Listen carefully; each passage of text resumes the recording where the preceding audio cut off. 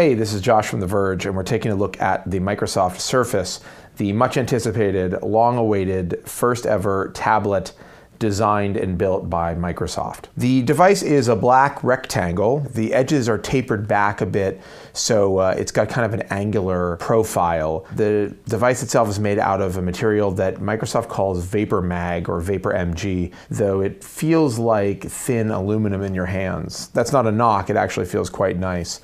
Around the back of the device, you can see it has a metal kickstand. It's actually made of the same material as the rest of the casing, and it flips out with a reassuring click. I like the kickstand idea on paper, though in practice it really only has one function, which is to set the Surface down on a table.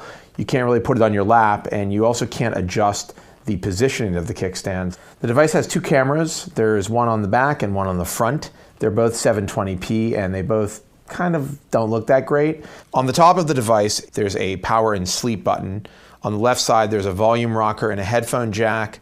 On the right side, there's actually a USB port and a micro HDMI jack. The device has two microphones, and it's got a set of stereo speakers that are located along the top of the tablet, which sound pretty good, though I did notice them distorting on a few things that I played back. On the bottom of the device, there's a magnetic dock connector, which is used at this point only for the type and touch cover. The Surface feels really well made when you're holding it. I mean, I would say that the construction of the device is on par with the iPad. It feels a little bit thicker and it's definitely a little bit heavier. And due to the 16:9 display, it's a little bit awkward when you're holding it in landscape, and it's really awkward when you're holding it in portrait. It kind of wants to be on a desk. The Surface has two unique accessories that do double duty as keyboards and protective covers. One is called the type cover and one is called the touch cover. The type cover is actually a dedicated tactile keyboard. It snaps onto that magnetized dock on the bottom and covers the front of the device with kind of a gray felt. You can flip it around to the back, though it is a little odd holding onto a tablet and feeling an actual keyboard behind it. The touch cover takes a slightly different approach. Instead of having real keys with travel, it has raised characters on the material that the protective cover is made out of. It does work fairly well, though it's definitely not as easy as using the type cover or a dedicated keyboard. Though I will say I'm impressed by how well the trackpad and multi-touch response works on both the type cover and the touch cover. Of course, the big story with the Surface isn't the hardware, even though that is a pretty big story. The real focus here is the fact that this is a Windows RT device.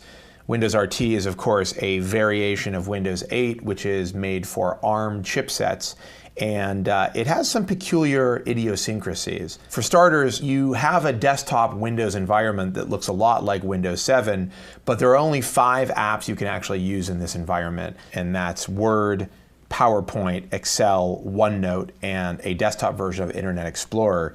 There are a couple of other small Windows apps like Paint and Notepad, but they're really more system utilities than a dedicated application. Luckily, you don't really see the desktop environment that much. You really are going to be spending the vast majority of your time in the new modern UI environment. The good news about the modern UI is that it's actually a really interesting new operating system that has a lot of potential, in my opinion. From the get-go, the tile interface seems really inventive and useful. Right when you first log into the machine, you get a bunch of live tiles that are giving you information like your next calendar appointment or your latest email. And it's actually something that I found myself looking at and using day to day while I was testing the Surface. There are a bunch of gestures that are used to get around this environment, and they're not immediately obvious. There's basically 4 main ones. That's a swipe from the right to bring up the charms bar, a swipe from the left to multitask or to flip through the apps that you have open, a swipe up or down from the top or bottom of the device, which brings up a contextual menu for different areas of whatever app you happen to be in. And finally, there's kind of a dunking motion, which is when you swipe from the top to the bottom and sort of pull the app that you're in, I guess, into the garbage. You throw it away. It's how you quit an app. One of the standout apps in the modern UI environment is the browser. It did a great job of rendering pretty much any page that I went to. For some reason, Microsoft decided to equip the ARM devices with Flash.